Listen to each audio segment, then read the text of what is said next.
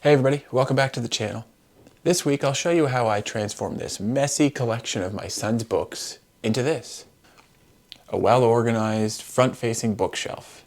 But this isn't just any front-facing bookshelf. This is a secret hidden feature that will help us to even more efficiently utilize this small space. Want to see how I did it? Well, let's get going.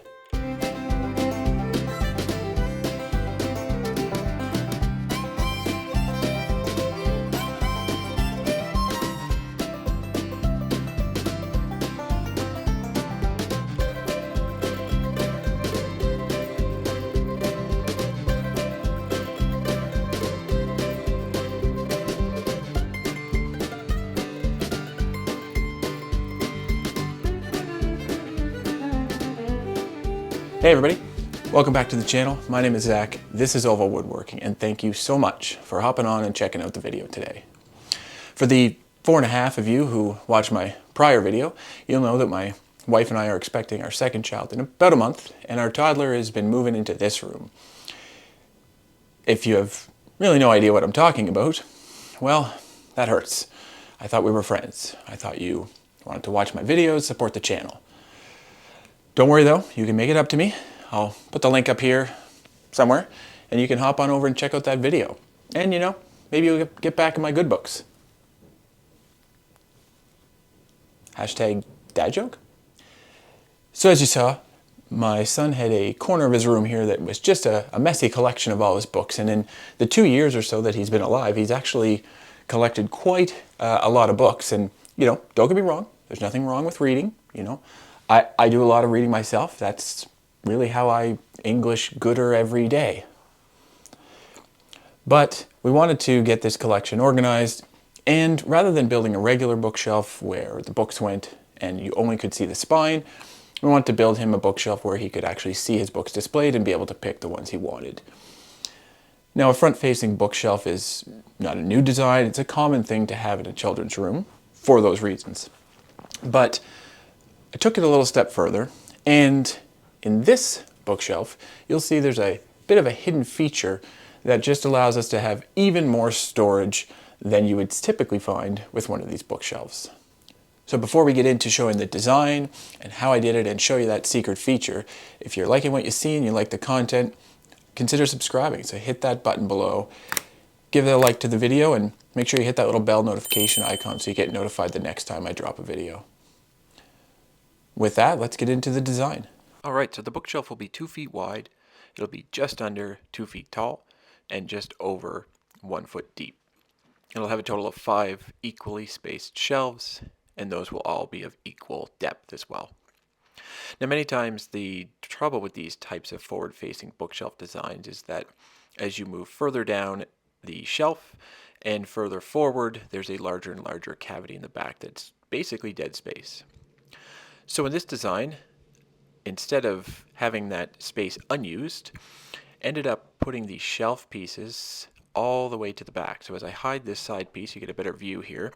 You'll be able to see that the shelf pieces actually extend all the way to the back. So this does take a little bit more material, but by doing it this way, we end up having 4 shelves in the back of equal spacing, but of increasing depth. So we can add some extra storage in the back. Hidden all of our fasteners using some pocket screws and some countersunk screws into the butt joints. And now that the design is ready, we can start to break down our plywood. All right, so like I said earlier, going to start by breaking down my plywood. I've already taken a full sheet and cut it down into half. So I'm going to put down my foam and start breaking that down into my pieces.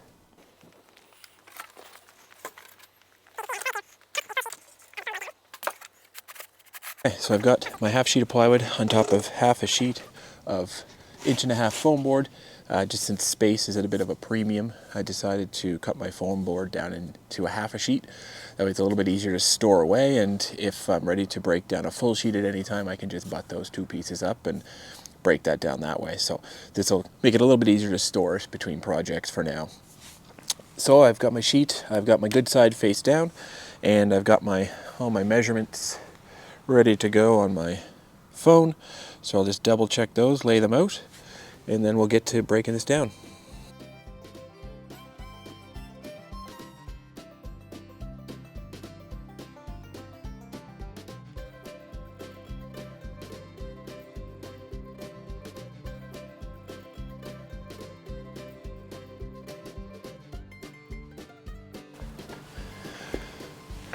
So once again, I'm using the Craig Ripcut jig. Got it attached just to my battery-powered one. It's only a 1/2-inch stock, so should be plenty of power in my battery circular saw for this. It's a little bit lighter, don't have to work around cords, so it's a little bit easier in that sense.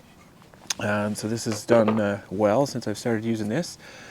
Much easier to kind of break down a sheet with something like this. I did have a clamp-on straight edge that I used prior, but having to move that around and line that up every single time is a little bit more tedious. So being able to actually just have this attached to my saw, adjust it to where my cut needs to be. I always tend to double check it with my line just to be certain, but other than that, this thing has worked out great, so highly recommend it if you don't have either the space or the ability to break down a sheet on table saw.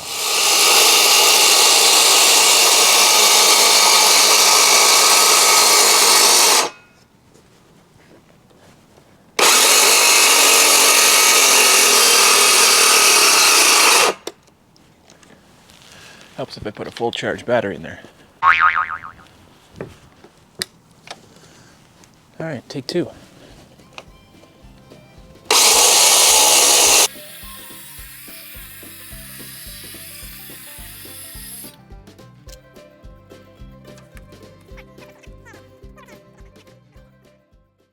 So using the Ripcut jig attached to my saw, I made quick work of the rest of the cuts, breaking down the plywood into all my various parts. And I have to say, adding that styrofoam board underneath the plywood significantly reduced any of the tear out that I experienced when I didn't use it in my last video. All right, so we got our half sheet broken down already. So I've got all my parts laid out, organized, double checked that I've got everything I needed, and we're ready to go. And based on the design that I made, this is really all there was as far as scrap from half a sheet of plywood. So pretty economical. You can build one of these just out of a half a sheet, whether you buy a full sheet, break it down, and you could potentially build two, or if you just wanted to get one of those smaller, already pre-cut half panels from one of the big box stores, you could build one of these and just have minimal scrap. So next up, we'll get the Craig pocket hole jig out, start to lay out which of these pieces get pocket holes and will receive pocket screws. If you recall from the earlier design, not all the pieces will receive the pocket screws. Some of them will be connected just with a butt joint and some hidden and countersunk screws. So I will get that ready to go, get the settings dialed in for the pocket hole jig, and start drilling those out.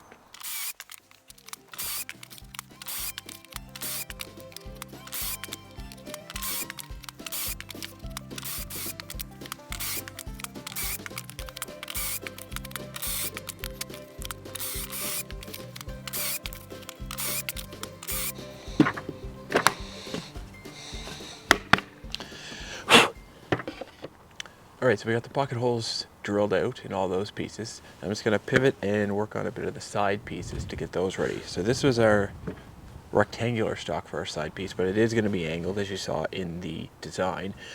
So basically what we've got here is I've marked out my line that I wanna cut. So we are about 1.125 in from the top edge and 1 inch up from the bottom. So one option to make a cut like this, where you want to have a very nice, straight, crisp line, but it is on an angle compared to your fixed edges, would be to cut it on a table saw in a sled that held the piece angled and allowed your cut line to be parallel to the blade. Another option would be to use a track saw and clamp your track saw along here and run it along, but I unfortunately don't have one of those. So I have come up with a different method, and you can see that I've got it all set up with my other end piece.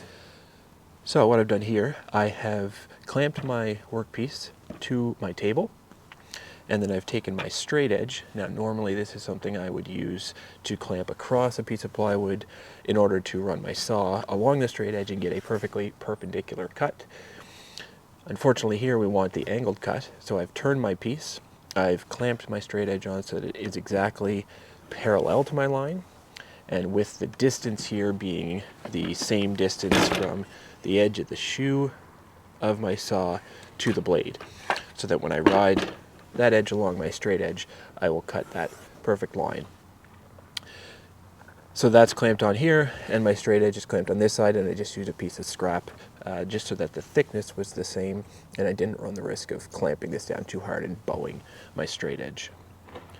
So I'll cut this piece out, and then I'll use this piece to template my other side, cut it roughly with my saw, and then come back with the trim router just to make sure that those two pieces are exactly the same.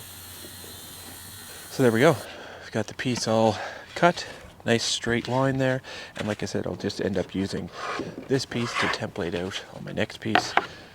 So I'll cut it fairly close to the line, and I'll come back and trim it flush.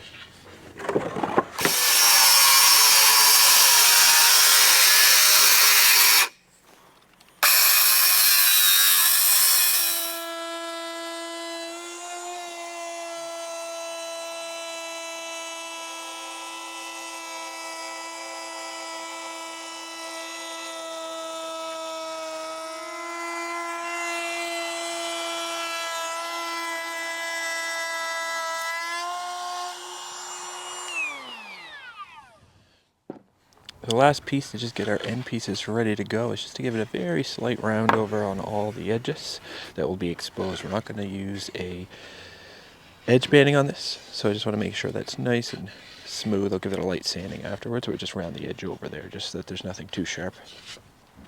Okay, now that I've got all my pieces ready, I'm going to start with the assembly. Just a little bead of glue.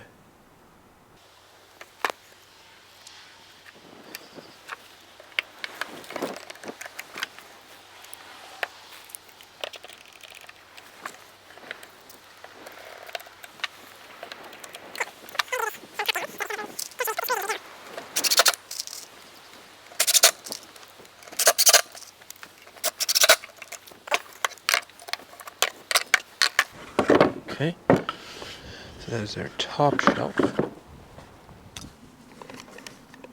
I'm going to measure 2 inches down, which will be the top of the prior shelf lands.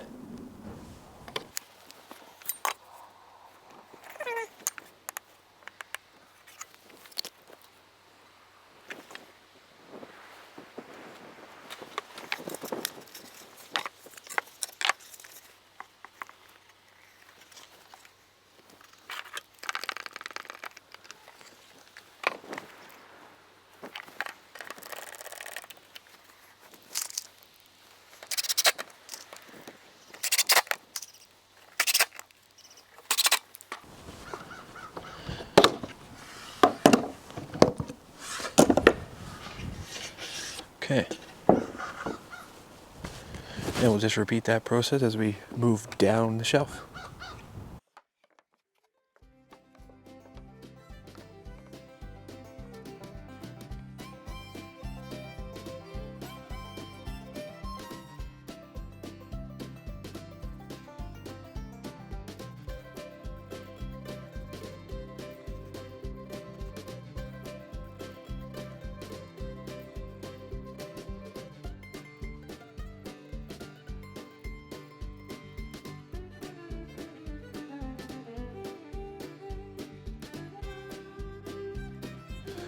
Okay, so I have the bottom assembly that I created at the start and my line marked out there. I've got the rest of that piece all together.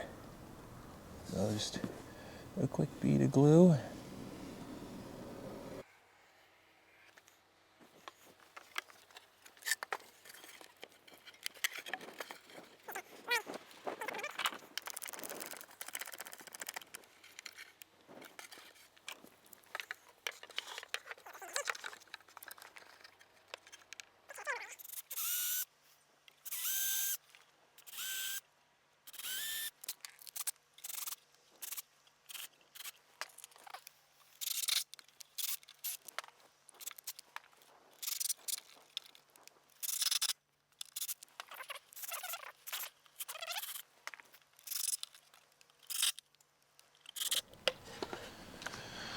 Okay. So now we have basically our inner compartment completely done. All right, so I was able to get the center assembly all put together. Got all the rising pieces along with the shelf pieces in sort of that stepwise fashion, all assembled, glued and screwed together. And unfortunately ran out of time. A bit of weather came in, so I had to pack up before I was able to get the two end pieces on. Unfortunately, just before I did pack up, I tried to dry fit one of the end pieces just to check. And lo and behold, unfortunately, the shelf pieces are slightly off.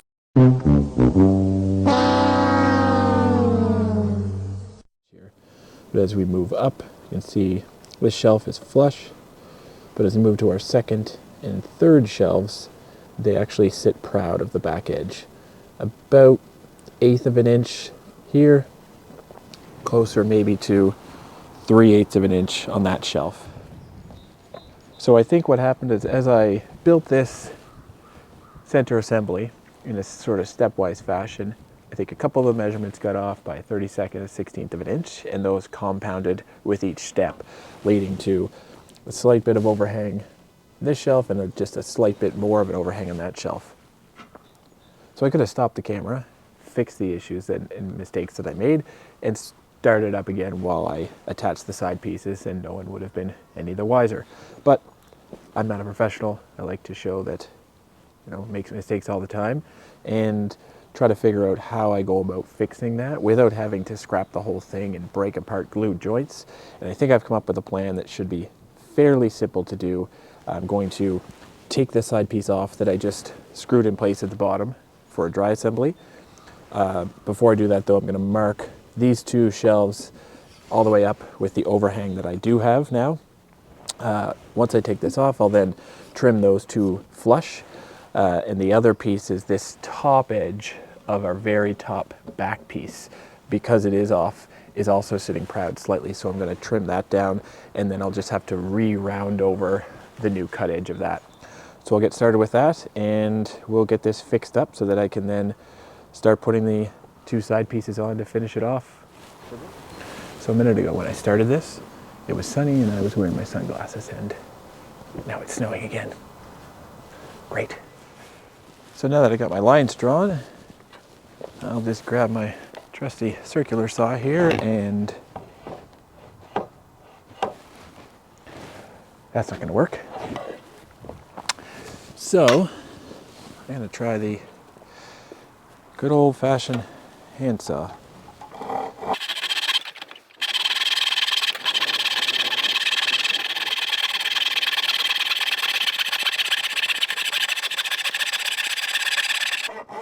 And seeing as how this was going to take forever using a handsaw, I figured I'd bust out the multi-tool and make quick work of these cuts.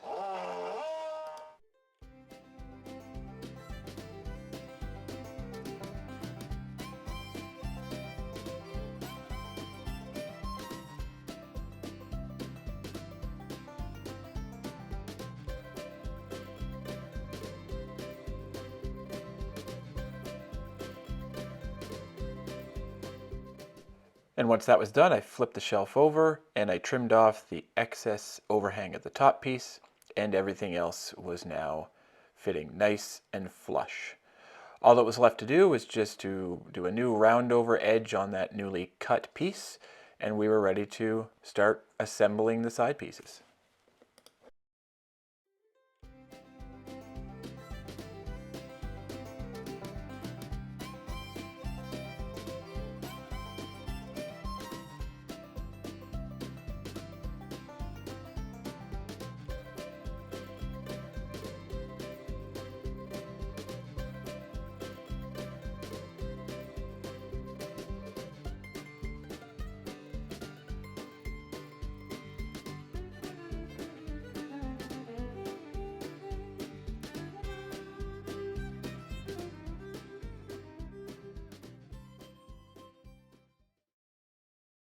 So there you have it, a great way to display all of my son's books, easy to access, easy to see, with the added feature of having some extra storage in the back for some of those items that he doesn't play with or want to use from time to time. If you liked the video, love it if you'd subscribe to the channel, give it a little like and hit that notification icon. And if this is something that you might be interested in building. I've got links in the description below for the tools that I used. As well, I'll likely be uploading some plans fairly soon, so I'll put a link in the description as well. Thanks again for checking out the channel. Thanks for watching the video. We'll see you next time.